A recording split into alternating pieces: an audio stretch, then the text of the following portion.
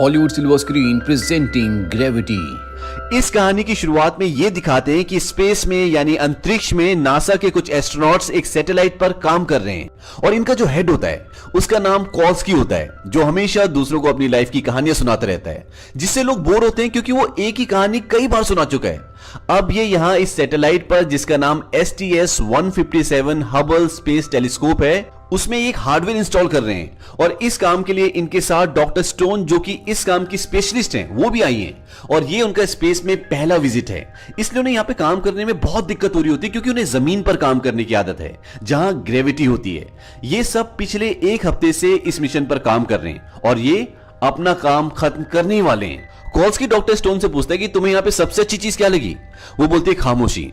दरअसल स्पेस में किसी भी तरह का कोई साउंड नहीं होता, एकदम पिन ड्रॉप साइलेंट, जो आपको अर्थ पर कभी नहीं मिल सकता।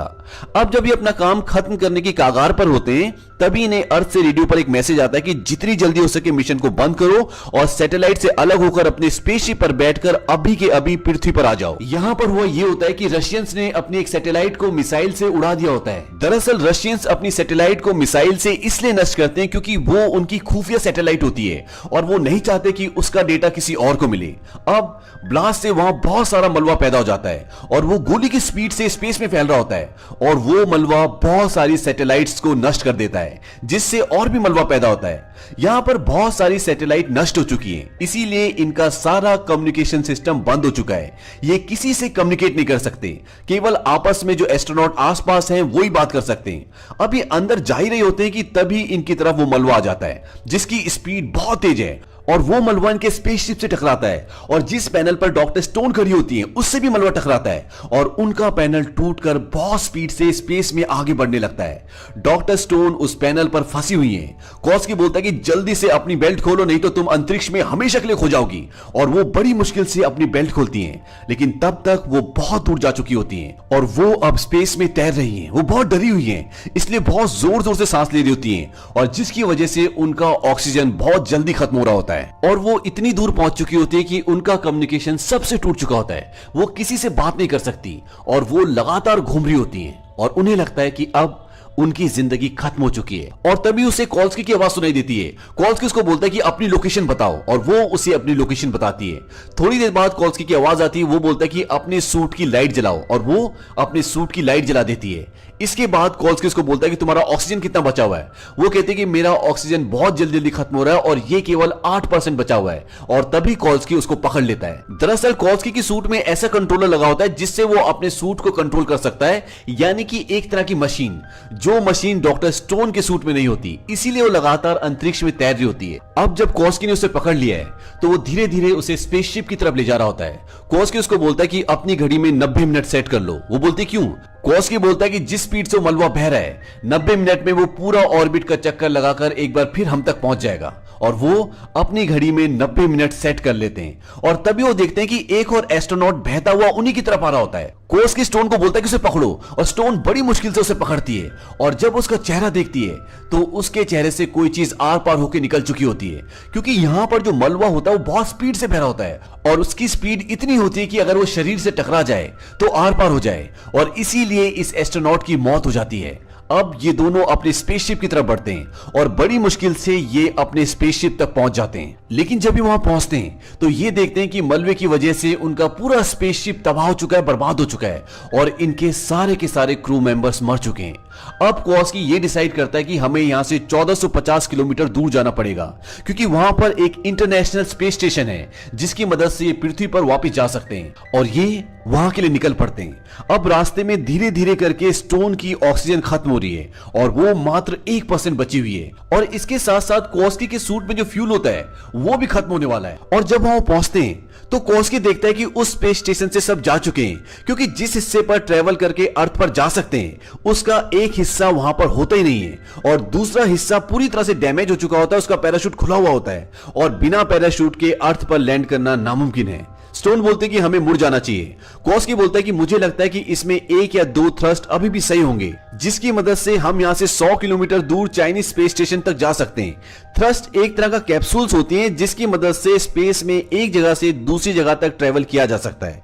अब कॉस्की अपने सूट की पूरी पावर यूज करता है और अपने को स्टोन को स्पेसशिप की तरफ धकेलता है और वो तेजी से बहते हुए स्पेसशिप की तरफ बढ़ने लगते हैं। उनका अपने पे कोई कंट्रोल नहीं है क्योंकि कॉस्की के सूट की पावर खत्म हो चुकी है। कॉस्की बोलता है कि कुछ भी हाथ में है उसे पकड़ लो, पर जब ये स्पेसशिप से टकराते हैं तो जिस बेल्ट से ये दोनों एक दूसरे से जुड़े होते हैं वो बेल्ट टूट जाती है और ये स्पेसशिप के किसी भी हिस्से को पकड़ नहीं पाते।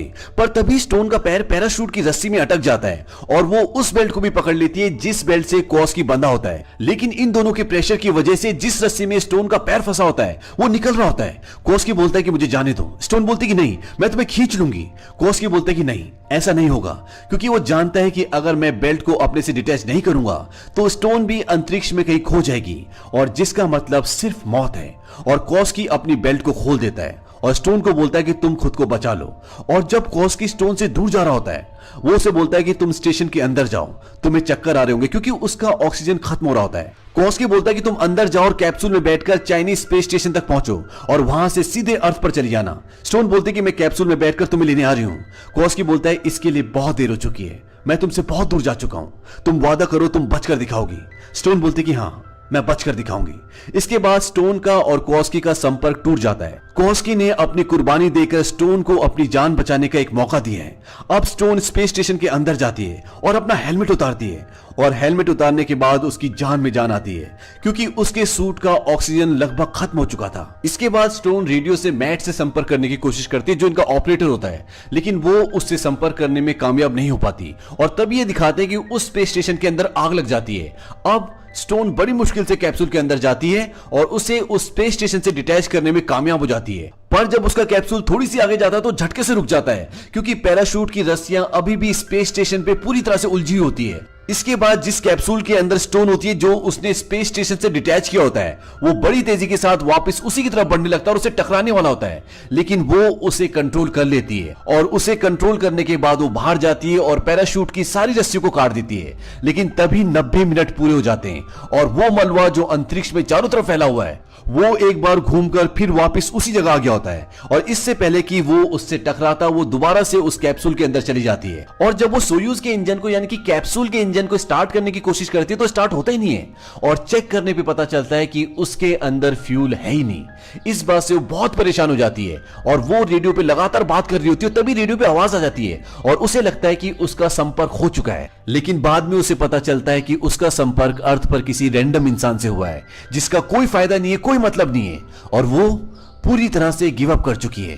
वो अपनी जान देने के लिए अपने कैप्सूल का ऑक्सीजन बंद कर देती है और तभी उसे हेलुसिनेशन होता है, यानी कि उसे भ्रम होना शुरू हो जाता है और उसके पास कॉस्की आता है जो उसे जिंदा रहने के लिए मोटिवेट करता है। लेकिन जब स्टोन वापस अपनी सेंसेस में आती है तो वो देखती है कि वहां पर कोई भी नहीं होता, लेकिन अब उसके पास एक आइडिया है। वो सोचती है क्यों ना लैंडिंग की प्रक्रिया से इस कैप्सूल को आगे बढ़ाया जाए और इस प्रक्रिया से उसका कैप्सूल आगे बढ़ना शुरू हो जाता है और जैसे उसका कैप्सूल चाइनीज स्पेस स्टेशन के पास पहुंचता है वो उससे बाहर निकल जाती है। लेकिन उसके पास इस बार एक सिलेंडर भी है जिससे वो अपने आप को कंट्रोल कर सकती है। हालांकि इस कैप्सूल से लैंडिंग की जा सकती है लेकिन इसमें पैराशूट नहीं होता, इसलिए उसे इससे बाहर निकलना पड़ा। अब वो सिलेंडर की गैस के प्रेशर की मदद से अपने आप को अपनी स्पीड को कंट्रोल कर रही होती है और चाइनीज स्पेस स्टेशन के चारों ओर घूम रही होती है और जब वो अपने आप को उस तरफ धकेलने की कोशिश करती है तो उसके सिलेंडर की गैस खत्म हो जाती है, लेकिन फिर भी वो उसी तरफ बह रही होती है जिस तरफ चाइनीज स्पेस स्टेशन होता है और वो बड़ी मुश्किल से उसके आखिरी कोने को पकड़ लेती है। लेकिन तभी ये दिखाते हैं कि जो मलबा अंतरिक्ष में घूम रहा होता है जिसने सारे स्पेस स्टेशनों को नष्ट कर दिया होता है, उस मलबे के टुकड़े दोबारा से उस तक पहुंच जाते हैं, लेकिन किसी तरह से वो उनसे बचते हुए उसके अंदर पहुंच जाती है। लेकिन समस्या अभी भी खत्म नहीं हुई। ये एक चाइनीज स्पेस स्टेशन है, इसलिए यहां पर सब कुछ चाइनीज में होता है और उसे कुछ समझ में नहीं आ रहा था। लेकिन फिर भी वो सोयास तक यानी कि उस कैप्सूल तक पहुंच जाती है जिससे वो अर्थ पर लैंडिंग कर सकती है और वहां पर ऑपरेटिंग करने के लिए सारे बटन, सारे की, सारी लैंग्वेजेस चाइनीज में होती है। वो रैंडमली कई बटन दबाती है और फाइनली उसकी लैंडिंग होना शुरू हो जाती है और उसे नहीं पता कि वो बच पाएगी कि नहीं, क्योंकि लैंडिंग करना इतना आसान नहीं होता। और जब उसका सोयाज यानी कि कैप्सूल पृथ्वी की कक्षा में आता है तो उसके अंदर बहुत ज्यादा हीट प्रोड्यूस हो जाती है क्योंकि वो बहुत तेजी से पृथ्वी की तरफ बढ़ रहा होता है। लेकिन फाइनली वो पृथ्वी पर लैंड कर जाती है और उसका कैप्सूल एक समंदर में लैंड करता है और वो धीरे धीरे डूबना शुरू हो जाता है। वो उससे बाहर निकलने की कोशिश करती है लेकिन निकल नहीं पाती। अब उसको लगता है कि उसकी जिंदगी खत्म हो चुकी है, लेकिन किसी तरह से वो उस कैप्सूल से बाहर निकलती है। लेकिन वो पानी के ऊपर आने में सक्षम नहीं होती क्योंकि उसने सूट पहना हुआ होता है। पर वो किसी तरह से अपने स्पेस सूट को उतारती है और बहुत मुश्किल से पानी की सतह पर आ जाती है और तैरते हुए वो किनारे तक पहुंच जाती है और इस तरह से डॉक्टर स्टोन की जान बच जाती है और इसी के साथ ये फिल्म खत्म हो जाती है। इस मूवी का नाम ग्रेविटी इसलिए रखा गया है क्योंकि इसमें ग्रेविटी की वैल्यू को दिखाया है। अर्थ पर जीवन इसीलिए है, इंसान इसीलिए क्योंकि यहां पर ग्रेविटी है। अगर यहां से ग्रेविटी खत्म कर दी जाए तो इंसान उस तिनके की तरह बन जाएगा जो धूल में, आंधी में, हवा में बिना कंट्रोल के इधर उधर घूमता है। इसके अलावा जो इस फिल्म का सबसे बेहतरीन हिस्सा है वो इसके सीन्स हैं, जिन्हें इतनी बेहतरीन तरीके से फिल्माया गया है जो शायद आपकी सांस तक रोक डालें।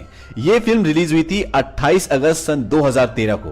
तो ये थी कुछ डिटेल्स इस फिल्म के बारे में। उम्मीद करता हूं कि ये डिटेल्स से फिल्म, ये कहानी आपको अच्छी लगी होगी। अपने कमेंट्स हमारे कमेंट्स बॉक्स में जरूर लिखें और चैनल को सब्सक्राइब भी करें।